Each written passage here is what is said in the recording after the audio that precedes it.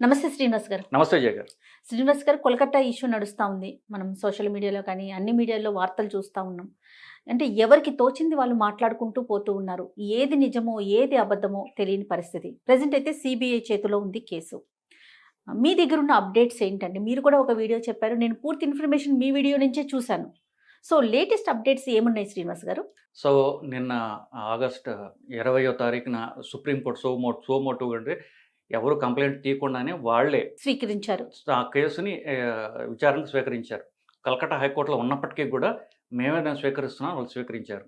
అది లైవ్గా అన్ని ఛానల్స్లో చూపించారు. బేసికలీ వాళ్ళు చెప్పింది మొదటగా ఎవరైతే బాధితురాలు ఉన్నారో ఆవిడ పేరు కానీ ఫోటో కానీ ఇవి ఎక్కడా కూడా సోషల్ మీడియాలో ఎలాగ అప్లోడ్ అయ్యింది, ఇది చాలా నేరం కదా అని చెప్పేసి ఫస్ట్ వాళ్ళు గట్టిగా చెప్పారు. అది దాని సైడ్ నోట్ ఏంటంటే, కీర్తి సోషల్ అనేటటువంటి ఒక ఇన్స్టా హ్యాండిల్ని అతను ఈ ఫోటోలు ఫస్ట్గా తీసి అతను ఇంటర్నెట్లో పెట్టి అతను వైరల్ చేశాడు కాబట్టి అతన్ని 21వ తారీఖు పొద్దున్న అతన్ని అరెస్ట్ చేయడం కూడా జరిగింది. సో మీడియాలో ఎక్కడ కూడా ఈ బాధితురాలి పేరు కానివ్వండి, ఆ అమ్మాయి ఫోటోలు కానివ్వండి, ఇవేవి కూడా బయట పెడితే అది చట్టరీత్యా నేరం, వాళ్ళు అరెస్ట్ చేయబడతారు. ఆల్రెడీ జరిగింది అదొకటి. సో మనం పొలిటికల్ తీసేసి అప్పుడు సుప్రీంకోర్టు చెప్పినవి ఏంటంటే, రెండోది సిబిఐ ఇన్వెస్టిగేషన్ నడుస్తున్నప్పటికీ వాళ్ళు పబ్లిక్గా వాళ్ళు చేసే ఇన్వెస్టిగేషన్ పబ్లిక్గా వాళ్ళు ఏం చేశారని చెప్పరు. వాళ్ళు సుప్రీంకోర్టుకి వాళ్ళు సబ్మిట్ చేస్తారు మాత్రమే. అలాగే వెస్ట్ బెంగాల్ గవర్నమెంట్ కూడా వాళ్ళ సైడ్ నుంచి వాళ్ళు ఏమేమి ఎక్స్ప్లెనేషన్స్ వాళ్ళు కూడా సుప్రీంకోర్టుకి మాత్రమే సీల్డ్ కవర్లు ఇస్తారు తప్ప అది పబ్లిక్గా అది అనౌన్స్ చేయబడదు. అది ఆగస్ట్ 22 జరుగుతుంది సిబిఐ ఏం చేశారు అనేది. ఈ స్ట్రైక్ చేస్తున్నటువంటి డాక్టర్లు ఎవరైతే ఉన్నారో వాళ్ళు పోలీసు వైఫల్యం ఉంది, పోలీసుల్ని సస్పెండ్ చేయండి అని కోరడంతో 2 అసిస్టెంట్ కమిషనర్స్ ఆఫ్ పోలీస్ని, ఒక సబ్ ఇన్స్పెక్టర్ని కూడా సస్పెండ్ చేయడం అంటూ జరిగింది. అది నెక్స్ట్ నేను చెప్పినట్టుగా ఇది సుప్రీంకోర్టు చెప్పే అప్డేట్ ఏంటంటే, ఈ ఎవరైతే మొదటగా ఈ ఫోటోలు ఇవన్నీ అది నిజంగా వైరల్ అయింది, ఎవరైతే చేశారో అతన్ని అరెస్ట్ చేయడం అంటూ జరిగింది. సుప్రీంకోర్టు కూడా గట్టిగా చెప్పారు, ఇది చట్టరీత్యా నేరం, ఎవరు చేయడానికి వీల్లేదు. సో అంటే ఏదైతే ఫొటోస్ బయటికి వచ్చాయో నిజంగా ఆ ఫొటోస్ చూడటంతో చాలామంది భయపడటానికి కానీ వేరే వేరే ఆలోచనలు రావడానికి కూడా ఒక అవకాశం ఉంది. కానీ వన్స్ వచ్చేసినాయి, చూసేసాం. అది చూసిన దాని ప్రకారం మీరు ఒక డాక్టర్గా అంటే ఏమై ఉండుండొచ్చు అనేది మనం ఎలా అంటే ఎలా అనుకోవచ్చు అంటారు? సో ఇది ఇంకొకటి అండి. ఇప్పుడు అఫ్కోర్స్ ఇది ఎమోషనల్ ఇష్యూ, చాలా దారుణమైన ఇష్యూ కాబట్టి నిజాలు ఏమిటి అని తెలుసుకోకుండా ఎవరికి తోచినట్టు వాళ్ళు మాట్లాడటం, వాళ్ళ అభిప్రాయాలు, వీడియో బ్లాగర్స్ ఇష్టం వచ్చినట్టు మాట్లాడటం జరుగుతుంది. అసలు ఇంజురీస్ ఏమిటి అని పోస్ట్మార్టం రిపోర్ట్ ఎక్కడుంది? పోస్ట్మార్టం ఎవరైనా చూసారా? ఇంటర్నెట్ క్లాస్ పోస్ట్మార్టం రిపోర్ట్ ఉందా? లేదు, ఎక్కడా లేదు. పోస్ట్మార్టంలో ఇవి చెప్పారని చెప్పేసి పోలీస్ కమిషనర్ గారు ఆయన కొన్ని మాటలు చెప్పాడు. దాని మీద ఇంకా అల్లుకుపోయి ఎవరైతే బాధితురాలి పక్కింటి ఆవిడ అనుకున్నది చెప్పింది, పెళ్లి ఫ్రాక్చర్ ఉండింది అని చెప్పేసి ఆవిడ చెప్పింది. దాన్ని వైరల్ చేసేసి ఇట్లా ఎవరికి తోచిన వాళ్ళు కల్పించేసి చెప్పడం, నిజం వేరు, సర్క్యులేట్ అయ్యేది వేరు. అంతే కదా. సో ఇప్పుడు మనం ఇది గ్యాంగ్ రేప్ జరిగిందని ఇట్లా రకరకాల ప్రాచుర్యంలో ఉన్నాయి. ఏంటి ఒకళ్ళ నలుగురు అన్న చోట, 10 మంది అన్న చోట ఎవరు చూసినట్టే. అవును. సో సీసీ కెమెరాలు ఏముంది? అది కదా అంతే కదా ప్రూఫ్. సీసీ కెమెరాలు అప్పుడు కనిపించాడు, అది పోలీస్ కమిషనర్ చెప్పారు. ఒకడు వచ్చాడు, వాడు ఇంటికి వెళ్ళాడు, 40 నిమిషాల తర్వాత బయటికి వెళ్ళాడు. ముందు ఒకసారి వచ్చాడు, బయటికి వెళ్ళి తాగి మళ్ళీ వచ్చాడు. 40 నిమిషాల పాటు హాస్పిటల్లో బయటకు వెళ్ళగా వాడికి వాళ్ళు రూమ్లోకి వాడు వెళ్తున్నప్పుడు ఉన్నటువంటి వాడి ఇయర్ బడ్స్ ఏవైతే ఉన్నాయో అది లేదు. అది ఆ తర్వాత సీన్ ఆఫ్ క్రైమ్లో దొరికింది, అది వాడి ఫోన్ కనెక్ట్ అయింది. వాడిని అరెస్ట్ చేయడానికి ఇవి కొన్ని దానిలో చెప్పారు. ఒకటి ఇప్పుడు సరే వైరల్ అయ్యాయి కాబట్టి అందరికీ పబ్లిక్ డొమైన్లో ఇప్పటికీ సోషల్ మీడియాలో ఫోటోలు ఉన్నాయి. క్రైమ్ సీన్ ఫోటో ఉన్నది. క్రైమ్ సీన్ ఫోటో తర్వాత విక్టిమ్ యొక్క క్లోజప్, ఫేస్ క్లోజప్ ఒక 2 ఫోటోలు మనకి తెలుస్తున్నాయి. సో మీరు క్రైమ్ సీన్ చూసినట్లు మీరు చూసుంటారు. సో ఇది యాక్చువల్లీ డాక్టర్ల వాట్సాప్ గ్రూపుల్లో కూడా షేర్ చేయడం జరిగింది. అంతా చేయరాని పనులు అందరూ చేశారు. సో బట్ వాట్ ఎవర్, అందరూ చూశారు కాబట్టి చూసిన దాన్ని బట్టి నేను చెప్తాను. క్రైమ్ సీన్ ఉందండి. క్రైమ్ సీన్లో మనకేం తెలుస్తోంది? ఎడమ పక్కన ఒక వైట్ బోర్డు ఉన్నది. ఆ వైట్ బోర్డు కింద వీళ్ళు పల్మనాలజీ వాళ్ళు కాబట్టి ఎక్స్రేలు పెట్టడానికి ఒక బోర్డు ఉన్నది. ఆ బోర్డు కింద ఫ్లోరింగ్ అంతా కూడా చెక్కతో చేయబడినటువంటి ఫ్లోరింగ్ ఉన్నది. ఒక బ్రౌన్ పెయింట్ వేయబడినటువంటి ఫ్లోరింగ్ ఉన్నది. దాని మీద ఎడం పక్కన బ్లూ కలర్‌లో ఒక పరుపు వేసి ఉన్నది నేల మీద. అవునండి. దాని మీద విక్టిమ్ బాడీ ఉన్నది. ఆ అమ్మాయి ఆ కార్నర్‌లో కొన్ని బ్లాక్ బోర్డ్స్ లాగా పుట్టే స్టాండ్ ఒకటి ఉంది. కింద కొన్ని బోర్డులు పెట్టబడి ఉన్నాయి. ఎడం పక్కన ఒక బెంచ్, పడుకోవడానికి పెద్ద బెంచ్ లాంటిది పొడుగుది వేసి ఉంది. అది కొంచెం ఆఫ్ పొజిషన్‌లో ఉంది. అంటే ఈ యాంగిల్‌లో ఉంది. మనం ఫోటో ఇట్లా తీశారు వాళ్ళు. ఇట్లా ఉంది. అది కొంచెం నిటారుగా లేకుండా కొంచెం పక్కకి జరిగి ఉన్నది. దానిపైన ఒక బ్యాగ్ పెట్టి ఉన్నది. భుజానికి వేసుకునే బ్యాగు. ఈ పరుపుకి యువతల ఒక పెయిర్ ఆఫ్ షూస్ ఉన్నాయి. నల్ల షూస్, రెడ్ స్ట్రైప్ షూస్ పెట్టున్నాయి. ఇది క్రైమ్ సీన్. ఈ క్రైమ్ సీన్‌లో మనం ఆ విక్టిమ్‌ని చూసినప్పుడు నేల మీద బ్లూ దుప్పటి వేయబడినట్టు ఒక పరుపు నీట్‌గా ఉంది. ఎక్కడా కూడా సైన్స్ ఆఫ్ స్ట్రగుల్ లేవు. ఆ అమ్మాయికి ఉంది. ఆ అమ్మాయి బ్లూ దుప్పటి కప్పబడి ఉన్నది. ఆ అమ్మాయి కాళ్ళు విడదీసి ఉన్నాయి. క్లోజ్అప్ ఫేస్‌లో చూసినప్పుడు లిప్ మీద ఇంజురీ ఉంది. ఆఫ్ కోర్స్ అది కంటి మీద కొంచెం ఒక కనిపిస్తుంది. కన్ను కొంచెం కంట్లో బ్లడ్ వచ్చినట్టు తెలుస్తోంది. సో ఇవి క్రైమ్ సీన్ చెప్తోంది. ఇది క్రైమ్ సీన్.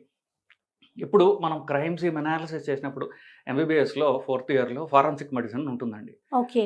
సో ఈ క్రైమ్ అనాలిసిస్ ఎలా చేస్తారు? తర్వాత రేప్ విక్టిమ్ ఉన్నప్పుడు నిజాలు ఎలా మనం కనుక్కుంటారు అనే దానికి మాకు ఫారెన్సిక్ మెడిసిన్ అని ఉంటుంది. మీకు సబ్జెక్ట్ ఉంటుంది. సబ్జెక్ట్ ఉంటుంది. సో దాంట్లో ఫస్ట్ క్రైమ్ సీన్ అనాలిసిస్ చేస్తారు, బాడీ అనాలిసిస్ చేస్తారు. క్రైమ్ సీన్ అనాలిసిస్ చేసినప్పుడు ఇక్కడ పెద్దగా స్ట్రగుల్ ఉన్నట్టు లేదు. ఆ బ్లూ బెడ్డింగ్ చూసినట్లయితే అది పెద్దగా దుప్పటి చెరిగిపోయినట్టుగా పెద్ద స్ట్రగుల్ ఉన్నట్టుగా లేదు, అనిపించట్లా. ఎక్కువ మంది ఉన్నట్లయితే మనకు స్ట్రగుల్ తెలుస్తుంది. ఒకటి మిగతా అంతా పర్ఫెక్ట్గా ఉంది. కొన్ని లూజ్గా వచ్చినటువంటి రిపోర్ట్స్లో అమ్మాయి తల వెనకాల పూర పగిలిందని, అతను జుట్టు పట్టుకుని గోడకేసి కొట్టాడు అన్నట్టుగా అనిపించింది. గోడ మీద ఎక్కడ కూడా బ్లడ్ స్పాటర్ లేదు, రక్తం వచ్చినట్టు లేదు. చుట్టుపక్కల ఎక్కడ రక్తం వచ్చినట్టు, చొక్క రక్తం వచ్చినట్టు అక్కడ క్లీన్గా ఉంది బెడ్షీట్. ఆ అమ్మాయి తల కింద ఒక ఫోల్డ్ చేయబడినటువంటి ఎర్ర బెడ్షీట్ ఒకటి ఉన్నది. ఇది క్రైమ్ సీన్. సో ఎక్కడా కూడా స్ట్రగుల్ ఉన్నట్టుగా లేదు. సో ఒకడే వచ్చి చేశాడా అనడానికి ఆర్గ్యుమెంట్లు ఏంటి? ఎక్కువ మంది ఉండడానికి ఆర్గ్యుమెంట్లు ఏంటి? ఒకడే ఉండి చేయడానికి ఆర్గ్యుమెంట్ ఏంటి? ఆ అమ్మాయి కింద పడుకుని ఉన్నది. 2 గంటలకి ఆ అమ్మాయి పని చేసుకుని వచ్చి రౌండ్ 2ంటికి పేషెంట్ చూసి వచ్చి 2ంటికి నలుగురు కూర్చుని భోంచేసి ఆన్లైన్ ఫుడ్ ఆర్డర్ చేసి 2ంటికి తిరిగి పడుకున్నది. సో 2ంటికి పడుకున్నది నేల మీద పడుకుని ఉన్నది. నేల మీద పడుకుని ఉన్నప్పుడు ఎవరైనా పిన్ డౌన్ చేయడం అనేది ఈజీ. ప్లస్ గాఢ నిద్రలో ఉంది అమ్మాయి. ఓకే. సో అమ్మాయిని అంటే మెడబట్టుకుని కానీ ఎలా కిందకి ఇలా పిన్ డౌన్ చేయడం అనేది చాలా ఈజీ. ఎందుకు? నేల మీద పడుకుని. సో ఈ ఇంజురీస్ అన్నీ కూడా ఆ అమ్మాయి స్ట్రగుల్ చేసినట్టుగా ఇంజురీసే ఉన్నాయి. నెక్స్ట్ అమ్మాయి ఇక్కడ గొంతు మీద ఉన్నటువంటి ఒక ఎముక విరిగిపోయింది. అతను మెడపెట్టి నొక్కినప్పుడు ఇది విరిగిపోయి దానివల్ల ఊపిరాడక చనిపోయింది. ఎప్పుడైతే మెడపట్టుకుని నొక్కుతారో ఎవరన్నా కంట్లో రక్తం వస్తుంది. అది అమ్మాయి కళ్ళజోడు విరిగిపోయిందని ఇది కూడా పక్కింటి ఆమె చెప్పినటువంటి ఆవిడ అనాలిసిస్. ఎవరికన్నా సరే గొంతు మీద గట్టి నొక్కేస్తే కంట్లలో రక్తం రావడం అనేది సహజం.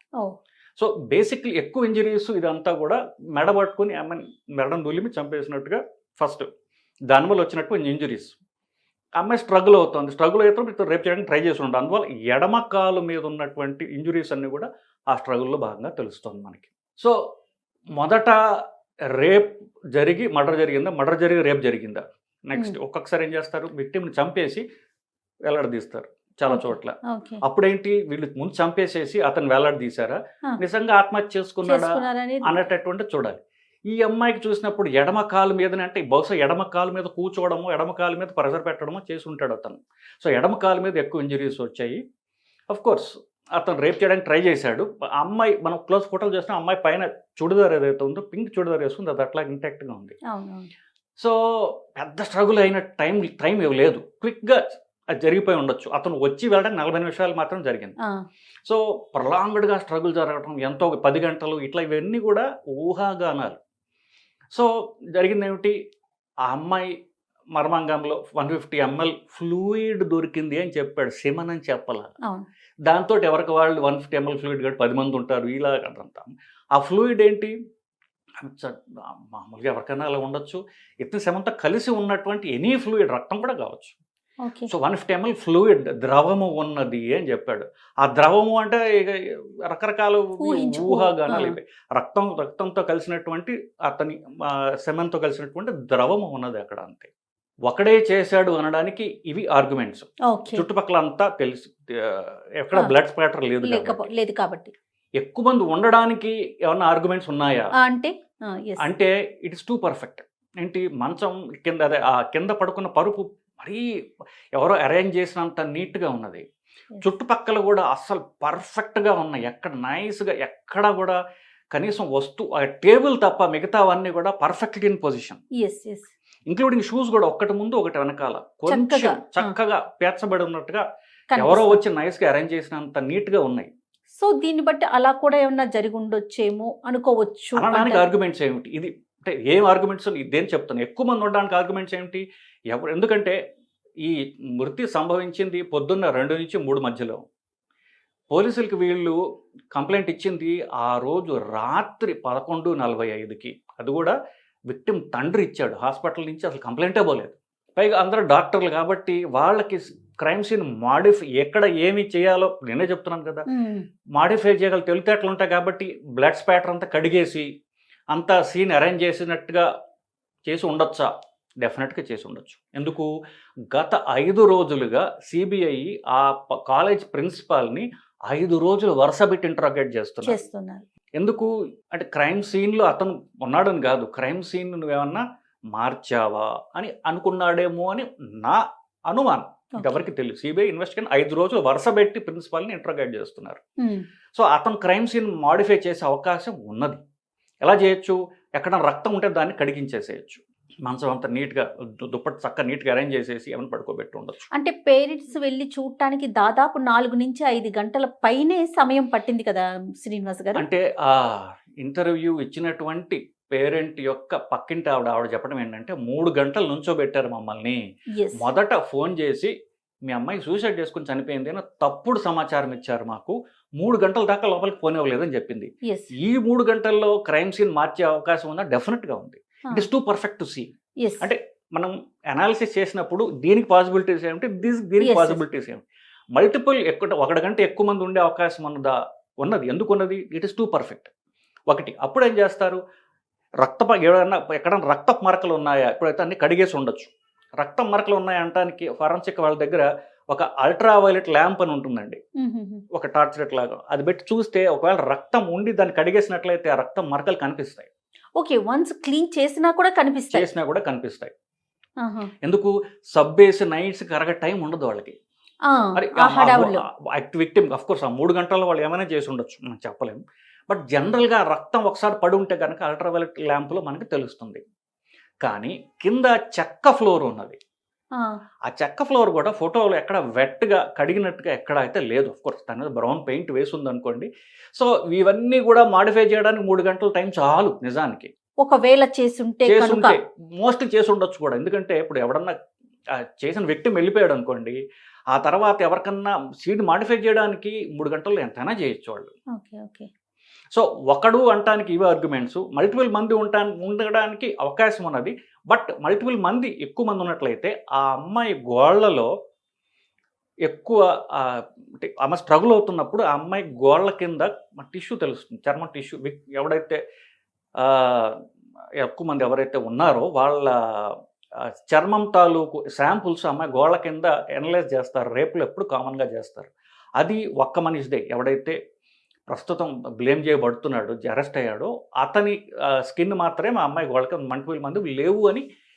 ఇది నేను ఎక్కడా కూడా ఫారెన్సిక్ రిపోర్టు ఇంటర్నెట్లో లేదండి. ఇక పోలీస్ కమిషనర్ గారు చెప్పచ్చు, సర్క్యులేట్ అవుతున్నటువంటి న్యూస్ చూసి నేను చెప్తున్నాను. బేసికలీ ఎక్కువ ఒక్కడిదే మాత్రమే వాళ్ళు పట్టుకోగలిగారు. ప్లస్ అతన్ని చూస్తే ఆ ఫోటో చూడంగానే అతను సైకోపాత్ అని నాకు అర్థమవుతుంది. మామూలు మనిషిలాగా లేడు వాడు. సో వాడు తాగిన తర్వాత వాడు ఆల్రెడీ సైకోపాత్స్. అంటే నార్మల్ మనిషి అయితే కాదు అతను. అతని మీద ఆల్రెడీ ఇష్యూస్ ఉన్నాయి, కంప్లైంట్స్ ఉన్నాయని కూడా వింటూ ఉన్నాం మరి. బట్ ఇంత పెద్ద ఇన్స్టిట్యూషన్ లో ఒక మనిషిని తీసుకుంటున్నప్పుడు ఎన్ని పెళ్లి చేసుకున్నావు, అతని సైకలాజికల్ ప్రొఫైల్ చూడటం, ఇవన్నీ చూసే టైం ఎవరికి ఉంటుంది? అతను వాలంటీర్, పోలీస్ వాళ్ళు ఇక్కడ పెట్టారు. సో వీళ్ళు అతన్ని ఇంటర్వ్యూ చేసి జాబ్ సరిపోతా లేడా అని చూసేంత టైం వీళ్ళకి ఉండదు. చిన్న జాబ్ కాబట్టి ఏదో అతను చేయాల్సిన వాలంటీర్ పోలీస్ సెక్యూరిటీ లాగా చూసుకుని పో అన్నట్టుగా చూస్తారు. అతను అఫ్ కోర్స్ ఇప్పుడు మరి అతను ఎందుకున్నాడంటే ఈ అమ్మాయిని ఫాలో అయ్యి ఉండొచ్చు, పలానా టైంలో ఆ రూమ్లో ఒకళ్ళే పడుకుంటూ ఉంటారని అతనికి ఐడియా ఉండుండొచ్చు, క్లయింట్ ఇన్ఫర్మేషన్ ఉంది కాబట్టి అతను వచ్చి ఉండొచ్చు. ఎందుకంటే అతను అక్కడే పనిచేస్తాడు కాబట్టి, ఆ మెంటాలిటీ ఉన్నవాడు కాబట్టి. సో ఇవన్నీ ఒకడు చేయడానికి ఇవన్నీ పాసిబిలిటీస్ ఉన్నాయి, ఎక్కువ మంది ఇన్వాల్వ్ అవడానికి కూడా పాసిబిలిటీస్ ఉన్నాయి. సిబిఐ ఆ దృష్టి ఆలోచిస్తోందని కూడా నాకు అనుమానంగా ఉంది. ఎందువల్ల 5 రోజులు కంటిన్యూస్గా, ఎందుకంటే ఇంకా రకరకాల అదర్ యాంగిల్స్ చూస్తున్నారు, డ్రగ్ మాఫియా ఉందని రకరకాల యాంగిల్స్ చూస్తున్నారు. అమ్మాయి ఫోన్ కాల్ ఏదో రికార్డ్ చేశారని, కాలేజీ గురించి, కాలేజీ ప్రిన్సిపాల్ గురించి తను ఏదో మాట్లాడింది వాళ్ళ ఫ్రెండ్స్ తో డిస్కస్, అంటే ఇవన్నీ ఊహాగానాలే కావచ్చు. ఒక ఫోన్ కాల్ అయితే ఇంటర్నెట్ లో తిరుగుతుందండి. ఒక పెద్ద ప్రముఖ న్యూస్ ఛానల్స్ కూడా అదే ఫోన్ కాల్ ని వాళ్ళు యూజ్ చేస్తున్నారు. ఆ ఫోన్ కాల్ ని వినిపించడం జరిగింది. దాంట్లో ఈఎంఐ చేసిన ఫోన్ కాల్ కాదు, ఈఎంఐ ఫ్రెండ్స్ ఇద్దరు ఒకళ్ళనొకళ్ళు బెంగాలీలో మాట్లాడుకుంటూ ఉండగా రికార్డ్ అయినటువంటి ఫోన్ కాల్ అది. దాంట్లో వాళ్ళు ఈఎంఐ గురించి పెద్ద చెప్పలా, నేను రాత్రి దాకా అమ్మాయితో మాట్లాడాను, సడన్గా ఇట్లా కావడం ఏంటి, ఇట్లాంటి సూపర్ఫిషియల్ మాటలు మాట్లాడుతున్నారు తప్ప స్పెసిఫిక్స్ ఏమి దాంట్లో మాట్లాడినట్టుగా లేవు.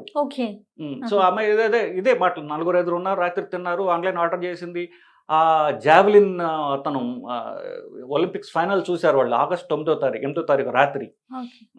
సో అదన్నీ చూసి పడుకుంది, ఇలాగైపోయింది ఏమిటి అన్నట్టుగా మామూలుగా ఇద్దరు ఫ్రెండ్స్ మాట్లాడుకుంటున్నారు తప్ప స్పెసిఫిక్స్ ఏమి, అంటే ఇప్పుడు ఈ డ్రగ్ మాఫియాలో ఈ అమ్మాయి ఇన్వాల్వ్డ్, ఈ అమ్మాయితో బెదిరించింది అంటవన్నీ లేవు. ఒకటి. రెండవది, ఆ అమ్మాయి పీజీ ఎండి చదువుతారంటే ఒక స్టూడెంట్, వాళ్ళు పాస్ అవుతారా ఫెయిల్ అవుతారా అనేది పూర్తిగా ప్రిన్సిపాల్ చేతిలో, హెడ్ ఆఫ్ డిపార్ట్మెంట్ చేతిలో ఉంటుందండి. అంత వాళ్ళ మీద డిపెండెంట్ అయినప్పుడు జనరల్గా ఇట్లాంటి పాలిటిక్స్ ఎక్కడైనా సరే ప్రొఫెసర్ తలుచుకుంటే ఆ స్టూడెంట్ని ఎన్నిసార్లు ఫెయిల్ చేయగలడు. ఇది నా పర్సనల్ ఎక్స్పీరియన్స్. అంటే నా కళ్ళతో నేను చూశాను చాలా చోట్ల. They will drive them to suicide also. కొన్ని చోట్ల జరిగింది కూడా. అంత పవర్ ఉన్నటువంటి ప్రొఫెసర్ని ఎదిరించి ఇలాంటి పాలిటిక్స్లో ఎవరు ఇన్వాల్వ్ కారు. ప్లస్ ఆడపిల్ల జనరల్గా కారు. సో అతను ప్రిన్సిపల్లో ఏదో డ్రగ్ మాఫియాలోనో దేంట్లో ఇన్వాల్వ్ అనుకోండి, ఎంఐ అతను ఎదిరిస్తే అతను ఎంఐని చంపించాడు అనుకోవడానికి జనరల్గా అలాగ ఉండదు. జనరల్గా అంటే చెప్పినట్టుగా ప్రొఫెసర్ కానివ్వండి, ప్రిన్సిపాల్ కానివ్వండి, పెద్దవాళ్ళు తలుచుకుంటే స్టూడెంట్ ఎన్నిసార్లైనా వాళ్ళ జీవితాన్ని నాశనం చేయగలరు వాళ్ళు. అంటే నాశనం చేయడం అంటే ఫెయిల్ చేయటం, మల్టిపుల్ టైమ్స్ ఫెయిల్ చేయటం. నాకు తెలిసి ఒక ఎండి స్టూడెంట్ ఒకటి 5 సార్లు ఫెయిల్ చేశారు. అతను ఇంకా డిస్పరేట్ అయిపోయి ఇక 5 సార్లు ఫెయిల్ చేసిన తర్వాత ఇక నేను రాయనని చెప్పి వదిలేసి అతను ఇంక ఎక్కడికో వెళ్ళిపోయాడు. సో కక్ష కడితే ఇలాంటి పనులు చేయగలరు వాళ్ళు. కాబట్టి వాళ్ళకి ఎదిరించి ఇట్లాంటి పాలిటిక్స్లో జనరల్ ఇన్వాల్వ్ వెళ్ళరారు. సిఎంఐ పాలిటిక్స్ ఎంఐ అనుకోవడం అనేది it is stretching too much. So it is rape and murder, దాని అనుమానం లేదు. ఒకడున్నాడా అనడానికి ఎక్కువ ఆస్కారం ఉన్నది, ఎక్కువ మంది ఉండే అవకాశం ఉన్నది. కానీ ఇవి స్పెసిఫిక్ ఫారెన్సిక్లో కొన్ని, ఇది క్రైమ్ సీన్ అనాలిసిస్ బట్టి చెప్తున్నారు. ఇప్పుడు ఏం అనాలిసిస్ చేస్తారు? ఆ అమ్మాయి దగ్గర దొరికినటువంటి సెమెన్ ఎవరిది, వాడి డిఎన్ఏ అనాలిసిస్ చేస్తారు. ఇవి ఎవడైతే ఉన్నాడో వాడి దీన్ని మ్యాచ్ అవుతుందా లేదా, అమ్మాయి గోడ కింద ఉన్నటువంటి స్కిన్ విడిదా కాదా, ఒకటి ఆల్రెడీ ఫోన్ కనెక్ట్ అయిందని మనకు చెప్తున్నారు. సో ఆ సీన్ క్రైమ్ సీన్లో వీడు ఉన్నాడు అనడంలో అనుమానం, వాడిని ఫిక్స్ చేయడం కాదు. క్రైమ్ సీన్లో వీడు ఉన్నాడు అనడానికి ఆ అమ్మాయి చేతి కింద గోడ కింద ఉన్నటువంటి వాడి స్కిన్, అలాగే అక్కడ దొరికినటువంటి ఆ బ్లూటూత్ ఏదైతే ఉందో వీడి ఫోన్ కనెక్ట్ అయింది. క్రైమ్ సీన్లో వీడు ఉన్నాడు అనడానికి ఈ 2 ప్రూఫ్స్. మిగతా వాళ్ళు ఉన్నారా అనడానికి మనకి మిగతా డిఎన్ఏ దొరికిందా, మనుషుల సెమన్ దొరికిందా, ఫింగర్ ప్రింట్స్ దొరికాయా, మిగతా వ్యవహారం అన్న ఇట్లాంటివి వీళ్ళు అనలైజ్ చేస్తే అప్పుడు ఇంకా ఎక్కువ మంది ఉన్నారా లేదా అని తెలుస్తుంది మనకి. అఫ్ కోర్స్ 3 గంటల టైంలో ఇవన్నీ కూడా తెలివైన వాడు ఎవడని తారుమారు చేయగలడు. సో అంటే ఇప్పటి వరకు జరిగిన దాన్ని మనం డే బై డే జరిగిన ఇష్యూని మీకు ఉన్న నాలెడ్జ్ ప్రకారం మనం మాట్లాడుకోవడం జరిగింది. దానికి తోడు శ్రీనివాస్ గారు మీరు ముందే చెప్పినట్టుగా ఇంటర్నెట్‌లో వస్తున్న రకరకాల కథనాలు ఇలాంటి ప్రచారం చేయకూడదు. ఎందుకంటే ఏది నిజమో, ఏది అబద్ధమో ఎవరికీ తెలియని పరిస్థితి. ఎవరికి వారు అనాలిసిస్ చేసేసి దాన్ని ఇంటర్నెట్‌లో గుప్పించేసి భయభ్రాంతులకి గురి చేయకపోవటమే సరైన విధానమేమో బహుశాను.